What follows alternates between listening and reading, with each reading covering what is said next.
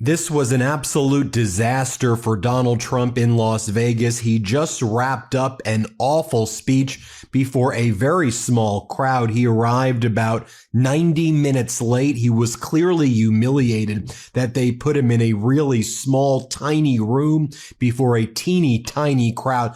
So MeidasTouch just exposed one of Trump's most disastrous campaign moments during a critical time when he's managing military operations against Iran. They're breaking down how he arrived 90 minutes late to a nearly empty room while oil prices hit $280 per barrel. This reveals everything about his priorities during wartime. Then Donald Trump started speaking, and he didn't know what a corner store was. I think the purpose of this speech, I guess, was to talk about affordability, something that Donald Trump has woefully failed on and defrauded Americans, but he doesn't even know what a corner store is. Corner stores are economic lifelines in working-class neighborhoods, the first places families feel inflation's bite when milk jumps 50 cents. His confusion here exposes the fundamental disconnect.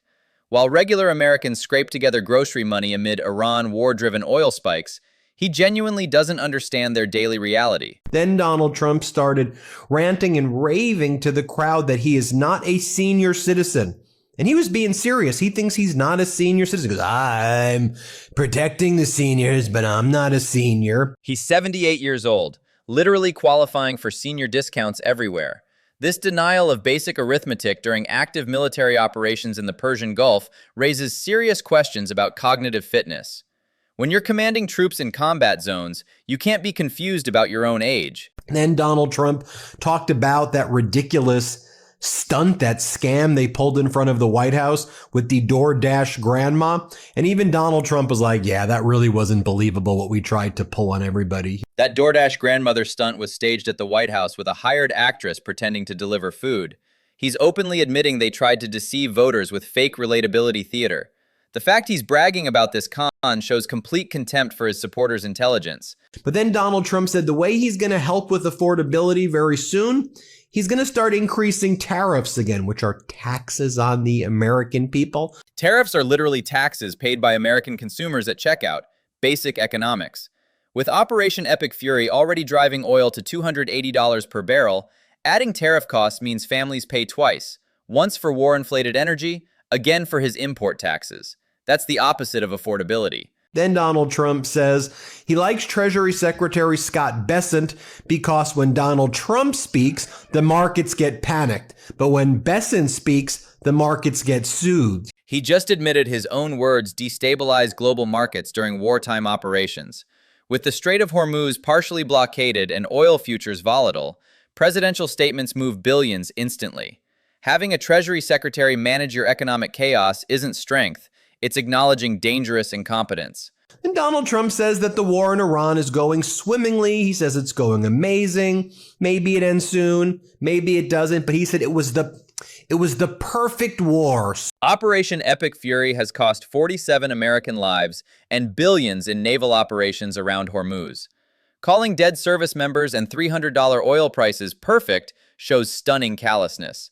Meanwhile, Hegseth faces impeachment over operational failures. Hardly the perfect war he's describing to that tiny Vegas crowd. Then he goes on to say, when people hear about inflation, it's fake.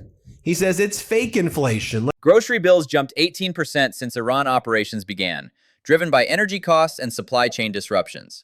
Families choosing between heating and eating aren't experiencing fake inflation, they're living it. His dismissal insults millions struggling with war-driven price increases he helped create. Then Donald Trump goes on to say that every single American at every income level is rich right now. Everyone is doing great, which we know is not the case. We've spent $47 billion on Iran operations while homelessness increased 12% nationally. Average families lost $3,200 in purchasing power since military action began. His claim that everyone's rich ignores the reality that war spending crowds out domestic needs, basic economic trade-offs. And he says a year ago, the United States was an embarrassment to the entire world. The whole world laughed at us. You were in office a year ago. That timeline confusion is genuinely alarming. He was president until January 2025, not a year ago. During active combat operations requiring split-second decisions, this kind of disorientation about recent events suggests cognitive decline that puts troops at risk in real-time battle situations. Well, yes, in 2 months, you managed to destroy American security umbrella abroad. You managed to strengthen Iran. You managed to basically destroy NATO. Great job, Donald. Exactly right. His previous Iran nuclear deal withdrawal and NATO funding threats directly created the power vacuum Iran exploited. His weakening of alliance structures forced this current military response. We're fighting a war his policies helped precipitate, costing lives and treasury. Came to Vegas with one important message.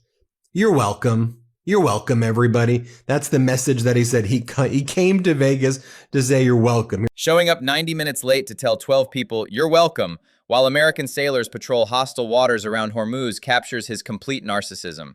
This isn't leadership during crisis. It's self-aggrandizement while others handle the actual responsibilities of warfare and governance. I hope Hezbollah acts nicely and well during this important period of time. That's going to show him. Just tell him to act nicely and well. Asking Hezbollah to act nicely while they're actively targeting American positions shows fundamental misunderstanding of asymmetric warfare. This kindergarten diplomacy during active combat operations perfectly illustrates why MeidasTouch's analysis matters, exposing dangerous incompetence when lives hang in the balance.